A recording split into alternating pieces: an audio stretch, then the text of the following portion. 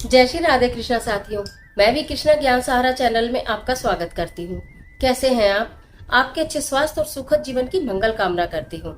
आपके और अपने इष्ट देवों को कोटि कोटि नमन करते हुए, बड़ों को प्रणाम करते हुए वीडियो प्रारंभ करते हैं। साथियों, आज बात कर रहे हैं एकादशी की, पितृपक्ष की एकादशी, महा एकादशी। इस एकादशी पर कुछ खास उपाय कर लेने से आपके जीवन के समस्त कष्टों का अंत होता है।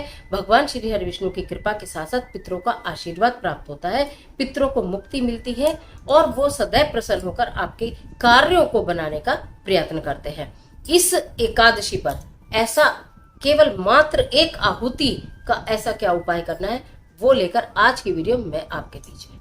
तो चलिए झटपट वीडियो प्रारंभ कर लेते हैं। लेकिन उससे पहले चैनल पर नए आए हैं तो चैनल को सब्सक्राइब जरूर कीजिएगा और बेल आइकन को बटन जरूर प्रेस कीजिएगा, जिससे आने वाली वीडियोस का नोटिफिकेशन आपको मिलता रहे। आज मैं बात कर रही हूँ पितृपक्ष की एकादशी। पितृपक्ष में कृष्ण पक्ष की जो एकादशी आती है उसे इंदिरा एकादशी भी कहा जाता है।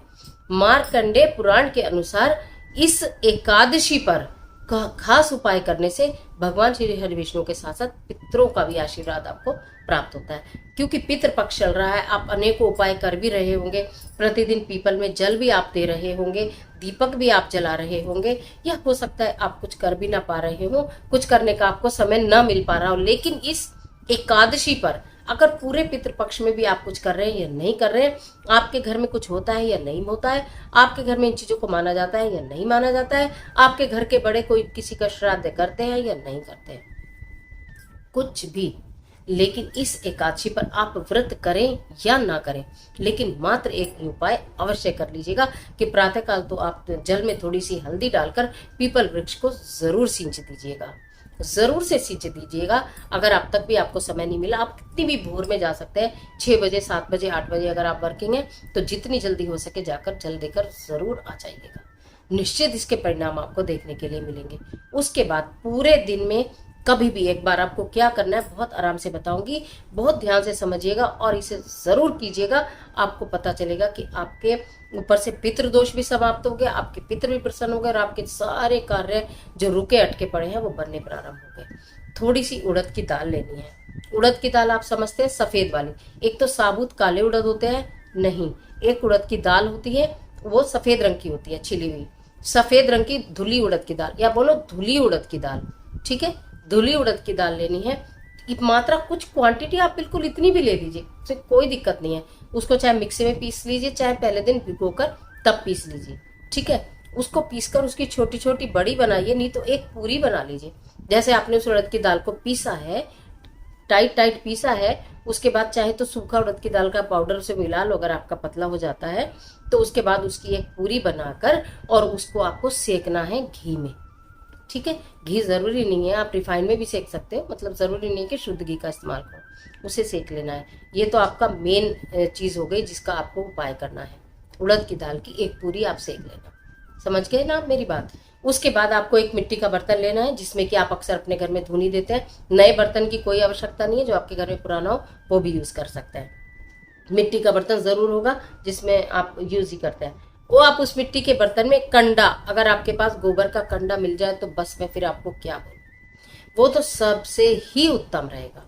अगर वो कंडा मिल जाता है तो उस कंडे को रखिए, उसके अंदर चाहे इतना सही हो, उसको रखिए, उसके ऊपर थोड़ा सा घी डालिए, उसके ऊपर थोड़ा सा कपूर डालिए, ठीक है। 1 लोटा जल आपको अपने पास रखना है, 1 लोटा जल और एक वो पूरी जो आपने उड़द की दाल की बनाई है, खाली दाल की ही बनानी है, उसमें कोई आटा मिक्स नहीं करना है तो वो, और उसमें कोई नमक मीठा कुछ भी नहीं डालना है, प्लेन बनानी है। इसलिए बता रही हूँ कि आपको थोड़ा ये लगे कि हमें इसमें क्या क्या मिलाना है, कुछ भी नहीं मिलाना, केवल दाल को पीस लेना है और उसकी एक पूरी आपको बना लेनी है घी में और वो लेनी है बस। और आपको एक मिट्टी का बर्तन, उसके अंदर कंडा रखना है, उसपे घी और कपूर डालना है, पास में एक जल का पात्र रखना है। पूरे दिन में किसी भी समय इस कार्य को आप कर सकते हो, प्रातःकाल से लेकर सायंकाल तक। अगर किसी वजह से कंडा ना मिले तो फिर आपको थोड़ा ज्यादा क्वांटिटी में कपूर लेना होगा। एक धूप बत्ती लीजिए, धूप बत्ती, उसको ऐसे रोल करके, उसको ऐसे करके इतना गोला उसका बना लीजिए, वो रखिए उसमें पात्र में। अगर वो पात्र पुराना है तो भी, नया है तो भी, उसको गंगा जल से पवित्र धो के जरूर कर लीजिएगा। फिर आपने उसमें धूप बत्ती रख दी, धूप बत्ती के ऊपर कपूर रख दिया, ठीक है, अगर कंडा ना हो फिर आपको क्या करना है, वो जो आपने जल का पात्र रखा है पास में, और वो पूरी आपको पास में रखनी है। उस पूरी के टुकड़े कर करके आपको आहुति देनी है। ओम नमो भगवते वासुदेवाय, ओम नमो भगवते वासुदेवाय, ओम नमो भगवते वासुदेवाय। आपको वो आहुति देकर पूरी की पूरी उस पूरी को खत्म कर देना है। ठीक है। उसके पश्चात जब वो अग्नि शांत हो जाए तब आपको वो जल का लोटा और वो अग्नि जो है, आप ओम पितृदेवो भव भी कह सकते हैं, जो भी आपका मन करे वो भी। आप उतनी टाइम में आपको लग रहा है कि हम मंत्र बोल चुके हैं, अभी समय है, तो आप अपने पितरों के निमित्त भी कोई मंत्र बोल सकते हैं। उसके बाद आपको वो जो आपने उसमें राख इकट्ठी हो गई है, जो आपने जलाया था, और साथ में वो जल है, किसी भी वृक्ष के नीचे लेकर जाइए। अगर पीपल वृक्ष के नीचे लेके जाते हैं तो बहुत अच्छा है। तो आप उसको, वो जो सामग्री उसमें होगी, उस सबको पीपल वृक्ष के नीचे डाल दीजिए, और साथ में फिर वो लोटा जल आप अर्पित कर दीजिए। इतना जबरदस्त काम करेगा। अगर पूरे पितृपक्ष नहीं कर पाए कुछ भी तब भी, और कर रहे हैं तब भी, ये इतना जबरदस्त काम करेगा कि आपके पितृ, आप तृप्त भी होंगे, प्रसन्न भी होंगे, आपको आशीर्वाद भी देंगे, अधोगति से मुक्त भी होंगे। करके देखिए, एकादशी का जबरदस्त उपाय है, मार्कंडे पुराण का उपाय है। अवश्य करके देखिएगा, निश्चित परिणाम देगा।